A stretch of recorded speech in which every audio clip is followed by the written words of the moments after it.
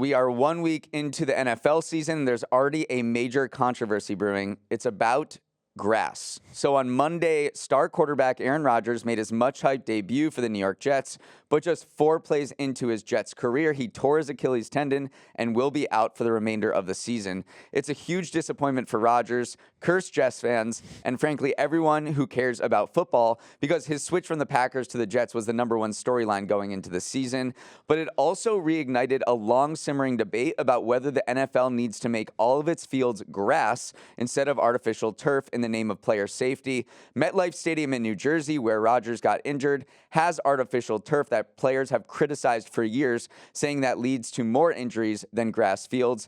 And yesterday, the NFL Players Association called on the league, as they have many times before, to switch all of its fields to natural grass. Currently, 14 of the 30 playing fields in the NFL have artificial turf, and estimates show that converting them to natural grass would cost $12 million. For some context, the league brought in nearly $19 billion in revenue last season.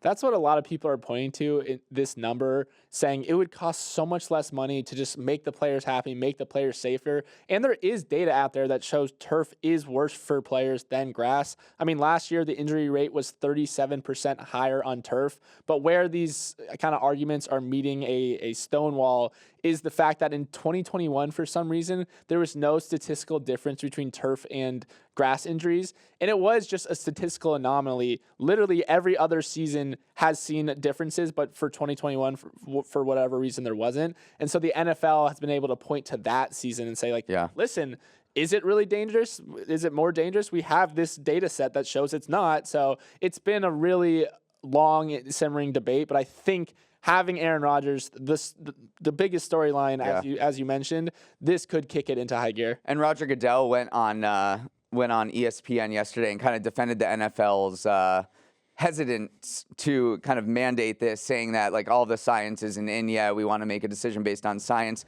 There were 2 Achilles injuries on last weekend. One of them was on turf, one of them was on grass. So you can point to that and be like, well, maybe it's random chance. Plus, Aaron Rodgers' injury was, maybe not a non-contact injury, which people point to as maybe caused by the turf. But you played on both surfaces. Yeah.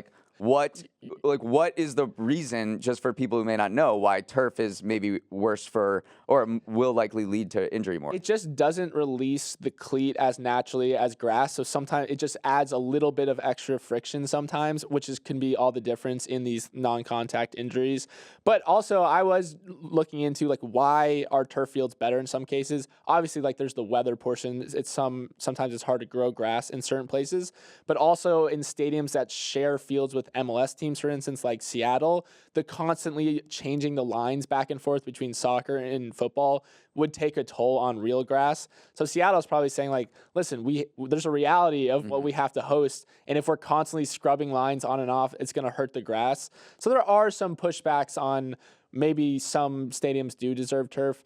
It's a nuanced debate, though. Yeah. Plus, adding even more nuances, there's not one type of artificial turf. The one at MetLife is known for being really crappy. Aaron Rodgers called it out a few years ago as well, saying that it could lead to injury. And here's what happened. But there are other types of turf in places like Houston that are considered safer. But just to zoom out, the NFL, it needs to take this seriously, because remember what happened about concussions, that it kind of turned a blind eye to what was going on with players getting concussed and leading to CTE. And they were accused by thousands of former players of covering up all this data that showed that football leads to injuries. So it's really not in a position to, in terms of the PR war, to push back on player safety. Yeah.